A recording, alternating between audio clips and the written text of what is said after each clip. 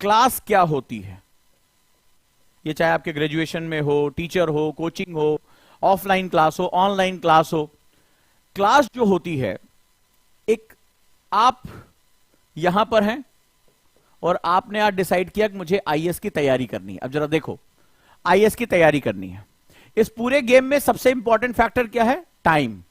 ठीक है, टाइम है, क्योंकि अगर अगले साल मई में पेपर है तो मई में ही होगा। जो 300 दिन तुम्हें मिले हैं वो 300 दिन ही रहेंगे, ऐसा नहीं कि रोगे गाओगे तो वो 600 दिन हो जाएगा। तो तुम्हारे लिए सबसे इंपॉर्टेंट फैक्टर क्या? टाइम। अब जैसे आप हैं, आपने डिसाइड किया कि मुझे आज, मान लीजिए आज आप फाउंडेशन बैच में एडमिशन लेते हैं और आपको डिसाइड करते हैं मुझे आईएएस बनना है। अब तुम्हारे लिए सबसे इंपॉर्टेंट फैक्टर टाइम है कि मेरे पास टाइम लिमिटेड है, मुझे यूपीएससी टाइम एक्स्ट्रा नहीं देगा। मेरा कॉम्पिटिटर भी इसी टाइम का इस्तेमाल करके सीट लेके चला जाएगा, वो इतिहास रच देगा, अपने माता पिता को गौरवान्वित कर देगा, अपनी जिंदगी सेट कर लेगा पूरी की पूरी। तो अब आपको क्या करना है?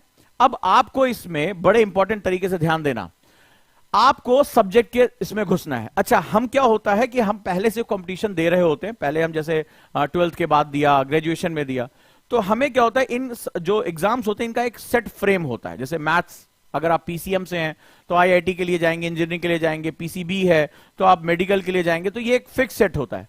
लेकिन जब आप यूपीएससी में आते हैं तो यहां ये मेंटेलिटी काम नहीं करती है, यानी वहां आपका सब्जेक्ट डोमेन नहीं सेट होता है। यहां आपको ह्यूमैनिटी के सब्जेक्ट्स यानी आर्ट्स के, science, maths, reasoning, commerce, economy, ये सारे सब्जेक्ट देखने पड़ते हैं जो आपके डोमेन के सब्जेक्ट नहीं, यानी आपने बहुत साल पहले उनको पढ़ना छोड़ दिया था। साइंस का स्टूडेंट केवल साइंस पढ़ रहा है, कॉमर्स का स्टूडेंट केवल कॉमर्स पढ़ रहा है, ह्यूमैनिटी का स्टूडेंट केवल ह्यूमैनिटी पढ़ रहा है। यूपीएससी में आने के बाद अचानक से आपके डायमेंशन ओपन हो जाते हैं। आर्ट्स वाले को साइंस पढ़ना पड़ता है, साइंस वाले को आर्ट्स पढ़ना पड़ता है, कॉमर्स पढ़ना पड़ता है। राइट और रॉन्ग मुझे बताते जाएं, सब लोग मुझे बताएं। तो ये क्या होता है, अचानक से आपके सामने डायमेंशन खुल जाता है जिससे आप परिचित नहीं होते हैं। अब आपको शुरुआत करने में बड़ी दिक्कत आती है, क्यों? क्योंकि वो आपका डोमेन नहीं है, आपका कंफर्ट जोन नहीं है। अच्छा, इंसान के साथ एक बड़ी दिक्कत होती है, इसकी जो खोपड़ी होती है ना, ये एक वर्ड ढूंढता है। अब मेरी बात को समझना, बहुत बड़ा साइंटिफिक लॉजिक दे रहा हूं, इसको हम लोग कंफर्ट जोन बोलते हैं। कंफर्ट जोन बोलते हैं। कंफर्ट जोन हमारी सबसे बड़ी एक जो है वो कमजोरी भी होता है। आप देखिए, आप जिस बिस्तर पर सोते हैं, ठीक है, अगर आपका बिस्तर चेंज हो जाए आपको रात में नींद नहीं आती, जगह चेंज हो जाए आपकी नींद नहीं आती है। आप जो खाना खाते हैं अगर वो चेंज हो जाए तो आपको अच्छा नहीं लगता है। तो हमारा एक कंफर्ट जोन होता है, आप नोटिस करके देखिएगा, आप जिस सोफे पे बैठते हैं अचानक से बदल जाए तो आप थोड़ा सा देर अचकचाते हैं। तो हम क्या होता है, नई चीज में एडजस्ट होने में हमें टाइम लगता है। यस या नो? कितने लोगों के साथ ऐसा हुआ है? तो इसको हम लोग कंफर्ट जोन बोलते हैं। जिन दोस्तों के साथ बैठे, अगर अजनबियों के साथ बैठ जाएं तो आप उतना हंसते गाते नहीं है, ठीक है, जितना अपने क्लोज फ्रेंड के साथ, क्योंकि वो आपका कंफर्ट जोन है। किसी खास रेस्टोरेंट में अगर आपको बैठने की आदत है, वही कोने वाली कुर्सी, दोस्तों के साथ बैठे, धमाल किया, मेज बजा रहे हैं। लेकिन किसी सोफिस्टिकेटेड रेस्टोरेंट में चले गए तो आपका बिहेवियर अचानक से बहुत अनकंफर्ट हो जाते हैं, क्योंकि हम अपने कंफर्ट जोन से बाहर आ जाते हैं। तुम्हारा दिमाग भी इसी कंफर्ट जोन के साथ कंपटीशन में उतर आता है। और कंपटीशन कौन सा? यूपीएससी का। बड़े ध्यान से इस लॉजिक को समझना। अब क्या होता है, हमारा दिमाग जो होता है, नए सब्जेक्ट आ गए। अब जैसे आप साइंस के स्टूडेंट, आप साइंस के साथ कंफर्ट हो, you know the physics, chemistry जानते हो, लेकिन अचानक से आपको मेडाइवल इंडिया पढ़ना है, आपको अचानक से भारत का सांस्कृतिक विन्यास पढ़ना है, जिसको तुम बहुत साल पहले छोड़ चुके हो। अचानक से क्या होगा, ये जब सब्जेक्ट आते हैं तो आपको ये एलियन सब्जेक्ट लगते हैं। अब जैसे कोई स्टूडेंट आर्ट का, ह्यूमैनिटी का है, अचानक से उसके सामने बायोलॉजी आ गई, अचानक से फिजिक्स के कॉन्सेप्ट आ गए, फॉर्मूले आ गए, ग्रेविटेशनल प्रिंसिपल आ गया, अचानक से वो क्या होता है, अनकंफर्ट हो जाता है।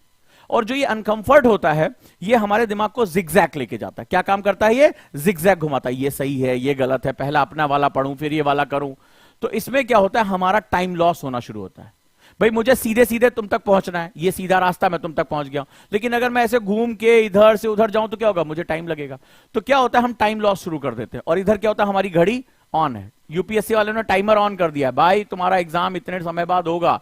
अब हम अनकंफर्ट सिचुएशन में हैं, अपना कंफर्ट जोन नहीं ढूंढ पा रहे हैं, तो क्या होता है कि धीरे धीरे हमारा डाइवर्जन बढ़ता चला जाता है। इसमें कई लोग ऐसे होते हैं, मुझे बताते जाओ, कमेंट बॉक्स में बताते जाओ कि सर मैं सही कर रहा हूं, नब्ज पकड़ी कि नहीं पकड़ी, डॉक्टर साहब ने नब्ज पकड़ी कि नहीं पकड़ी, ये आप मुझे बताओ। ठीक है, अब क्या होगा, आप अनकंफर्ट हो गए, अब इसमें आप टाइम लॉस करना शुरू कर देते हो। जैसे आप, कितने लोग ऐसे हैं जिन्होंने तैयारी की शुरू में, पहले हिस्ट्री उठाई, कुछ दिन पढ़ा हिस्ट्री, जोश में मॉडर्न इंडिया पढ़ना शुरू किया, फिर थोड़ा लगा यार मजा नहीं आ रहा है, फिर लो ज्योग्राफी शुरू करते हैं, इंपॉर्टेंट है, थोड़ा सा वो साइंस वाला है, मुझे बताते जाना कितने लोगों के साथ हुआ, फिर लगा नहीं यार मजा नहीं आ रहा है, पहले लो यार साइंस ही कवर कर लेते हैं, टेक वाला पोर्शन कवर कर लेते हैं। तो आपने उसको किसी सब्जेक्ट को पूरा नहीं किया, पूरा नहीं किया, या चलो यार इकोनॉमिक्स देख लेते हैं, शायद वो मैथमेटिक्स वाला है तो थोड़ा समझ, या कॉमर्स वाले ने इकोनॉमिक्स उठा लिया उसको छोड़ के, ठीक है। अब मुझे बताओ किसके किसके साथ ऐसा हुआ है। तो आप जिगजैग करने लगे, मतलब सब्जेक्ट पे डेप्थ लाने की बजाय, उस पर डिस्कशन करने की बजाय आपने वो छोड़ा और किसी और के पास, सब्जेक्ट के पास पहुंच गए।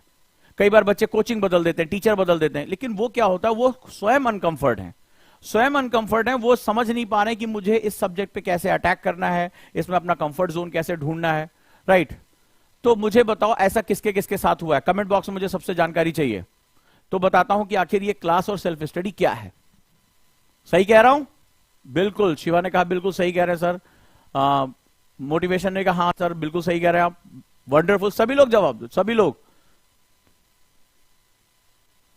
तो अब क्या होगा, आपकी जो घड़ी टाइमर ऑन है वो टिक टिक टिक टिक टिक टिक करके आगे बढ़े, और आप क्या कर रहे हैं, ना तो आपकी हिस्ट्री पूरी हुई, ना आपकी ज्योग्राफी पूरी हो रही है, ना आपकी पॉलिटी पूरी हो रही है, आप हर सब्जेक्ट में अपना कंफर्ट जोन ढूंढने की कोशिश कर रहे हैं।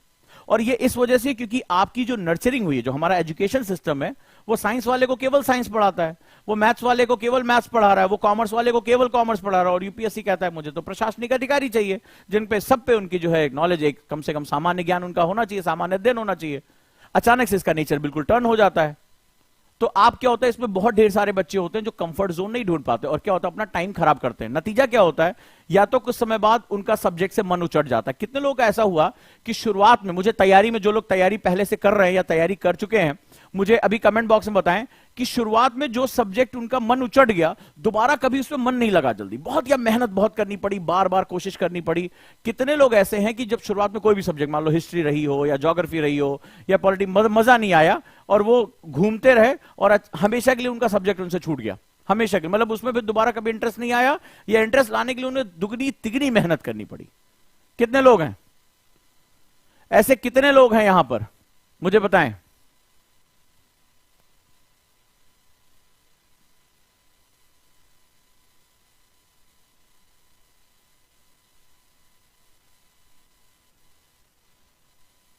यस, देखो सब लोगों ने कहना शुरू किया, यस सर, कम ऑन बताइए। किसी ने कहा सर साइंस में मेरे साथ ऐसा हो गया, वो सब्जेक्ट का नाम बताइए मुझे, किस सब्जेक्ट में आपके साथ गड़बड़ हो गया, ये जानना जरूरी है मेरे लिए।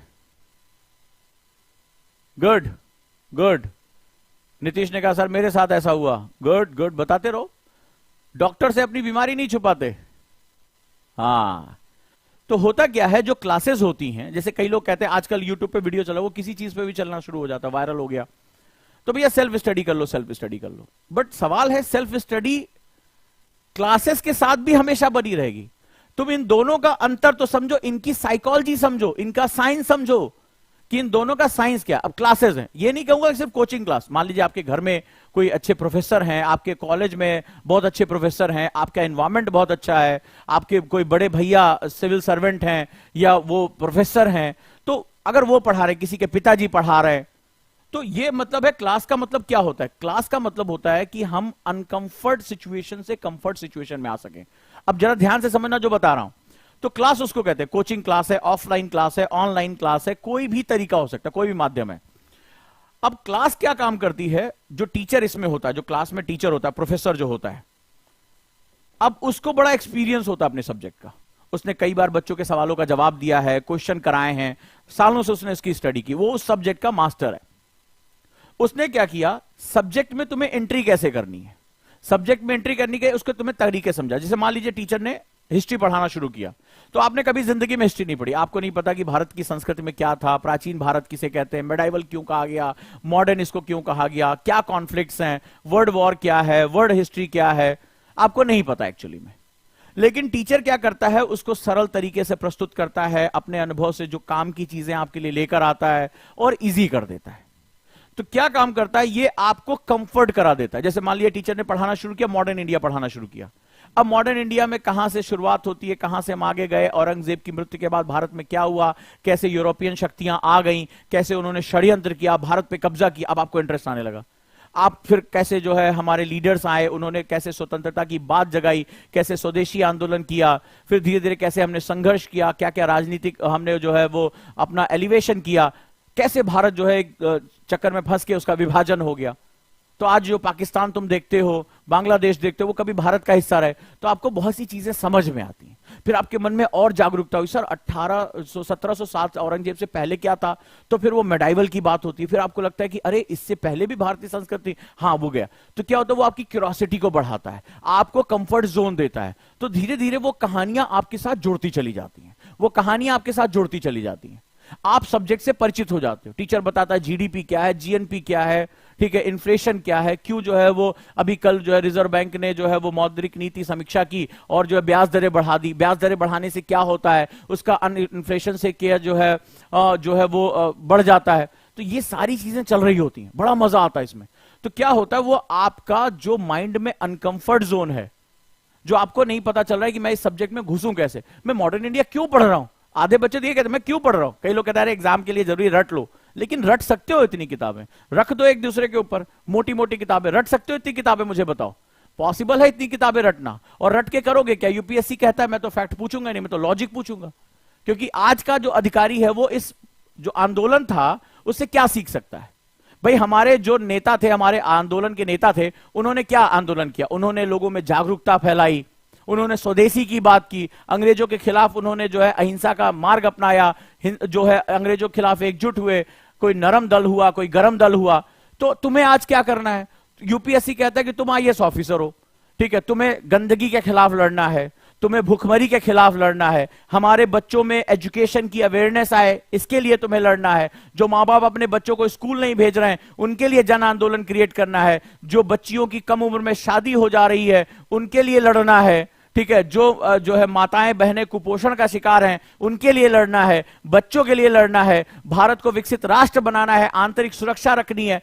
तो तुम वहां से हमारे नेताओं ने इतने बड़े बदलाव के लिए जन आंदोलन खड़ा किया, तो क्या तुम आज उनसे सीखकर जन आंदोलन नहीं खड़ा कर सकते?